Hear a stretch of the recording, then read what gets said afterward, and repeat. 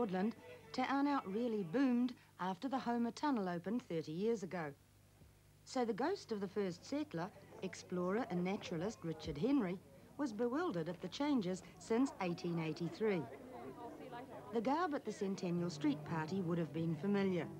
Children wore it to school all last week, others all weekend. The huge procession, for what Te Anau called the biggest little centennial in the West, mixed exploration, tourism's growth and farm settlement with future prospects, like an Arab freshwater company's Fiordland branch. Te Anau couldn't count its centennial visitors, but knows there's never been such a crowd here in the century since Ritchard Henry put up his hut on the lakeshore. Little centennial in the West. Te Anau celebrated its 100th birthday at the weekend, and thousands of visitors transformed the place into a boom town. Gaynor Smith looks at how Te Anau celebrated the century since the first settler's hut went up on the lakeshore. This view of Lake Te Anau is virtually just as it was in 1883. And it's safe to assume that the man who looked at it while he built Te Anau's first dwelling never dreamed his lonely hut was the beginning of a tourist town.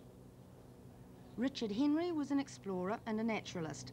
From here he studied those strange flightless birds, takahe, kakapo and kiwi. From his writings we know when and why their numbers fell. He never knew he'd set off a centennial. But his ghost came back to tell 1983's Te Anau a little of how and why a sheep farmer came to what was then an unexplored wilderness.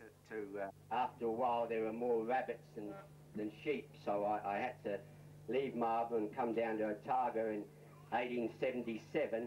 The dates don't matter a lot once you've picked one as a town's beginning. Many of the people who came long distances to Te Anau's huge street party had never heard of Ritchard Henry before last week. Indeed, the township wasn't surveyed until 10 years after he built his hut. And until its boom only 30 years ago, it stayed a very small town. But that didn't stop the locals making the most of the special aura a centennial brings. Te Anau went 1880s, and not just for a day. Most people stayed in costume the whole long weekend. Children wore their outfits to school all last week.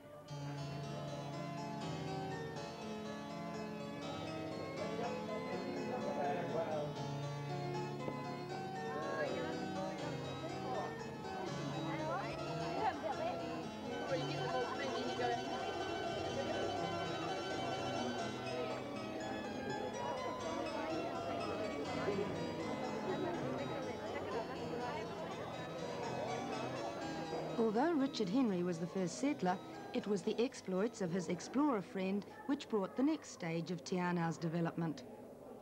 Quinton McKinnon found a route to Milford Sound over the McKinnon Pass. Because of him, Te Anau became a tourist stopover. Trampers use his route now as the southern part of the Milford Track. And maybe it's because bush time is different, Te Anau people have a reputation for being late. That's why the local Lions Club built a centennial clock, or so they said, at its official handing over in the main street. It was one of the few centennial occasions on which speeches were made. Te Anau was determined not to have a stuffy celebration. According to its centennial committee, short speeches, then everyone enjoy themselves. Mind you, there had to be something prepared for those around in another 100 years, hence the time capsule, to be taken out in 2083.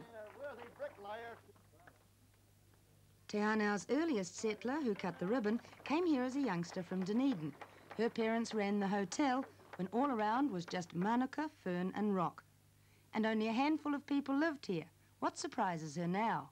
That's the way it's sort of all grown, although we expected it would.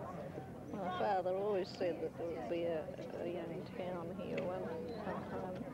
He wouldn't see it, but he hoped we would. He believed it would come. Oh, yes, yes. The main tourist influx into Fiordland came with the opening of the Homer Tunnel 30 years ago. Te Anau itself got a boost from the discovery of Te Anau glowworm caves.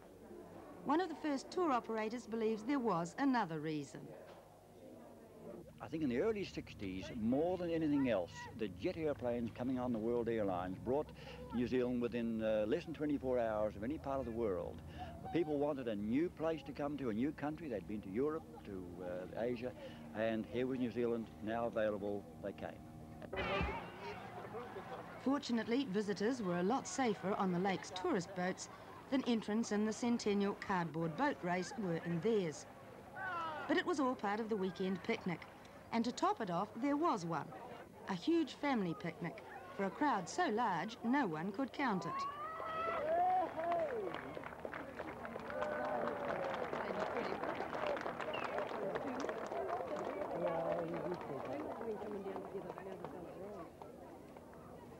I'm absolutely thrilled. I can't imagine that it could have been such a success. We've worked at this for 2 years, 18 months, 6 months, and really the pressure's only come on in the last week, and then the whole village came alive, and it's been a whole community effort, and I think it's just been so successful, and I really could shed a tear. It's been so wonderful. Turning thousands of hectares of Crown land, swamp and tussock into new farms has added another dimension to the Te Anau Basin. That, like the other aspects of Fiordland, was celebrated in the Grand Procession, fought the biggest little centennial in the West. There were farmers here before Richard Henry, on huge wilderness runs. Many couldn't make a go of it. There were no fears once the centennial began that Te Anau wouldn't make a go of it. Probably they'll be forgotten, the whole success of the thing and the tremendous day, the wonderful weather, because very often our Labour weekend is so shocking. And I think those things, just the success of the whole thing, we're going to remember. Do you feel that it's made the locals think a great deal more about their actual history? I think it has. We're a very funny place because we're really not 100 years old.